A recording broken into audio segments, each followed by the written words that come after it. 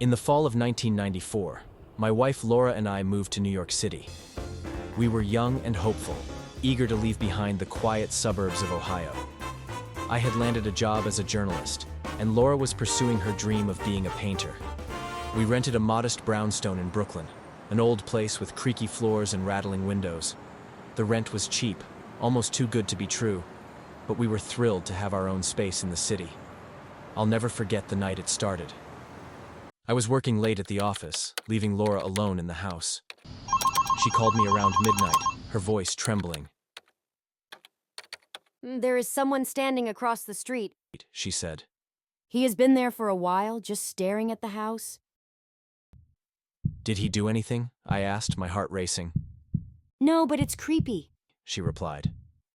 I tried to reassure her, but deep down, I felt uneasy. I told her to lock the doors and stay on the phone with me. After a while, she said the figure was gone, and I convinced myself it was probably just some random guy waiting for a ride or something. The next day, I brushed it off, but Laura couldn't shake the feeling. And then, a few nights later, it happened again. This time, Laura heard footsteps outside the house. When she peeked through the curtains, she swore she saw the same man standing in the shadows. She called me immediately. "I am scared. He is out there," she whispered. I rushed home as fast as I could, but by the time I got there, the street was empty. Laura was pale, her hands shaking as she told me what had happened. I searched the house and the yard but found nothing. Still, I couldn't ignore the fear in her eyes. The next day, I decided to install roller shutters on all the windows and doors. I didn't care about the cost. I just wanted Laura to feel safe.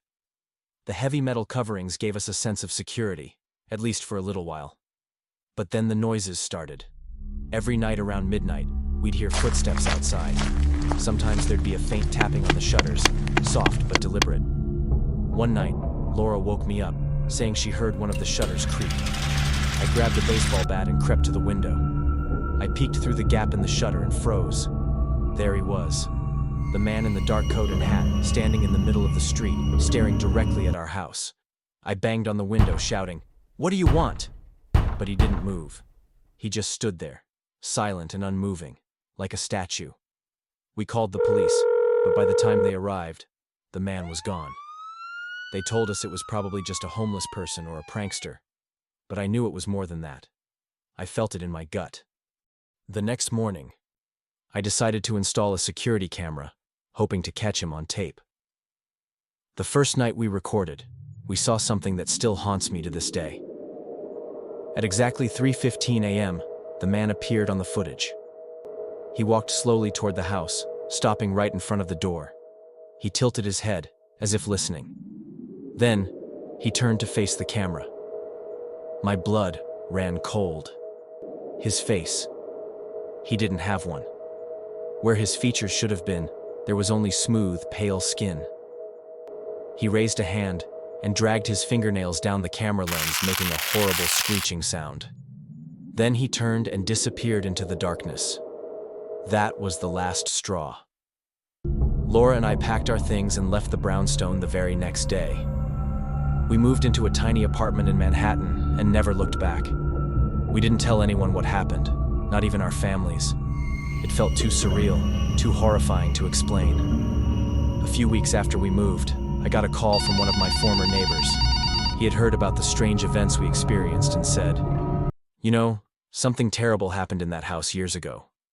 Curious and a little uneasy, I pressed him for details. He told me that back in the 1970s, the previous owner had shot a man who had been stalking his wife.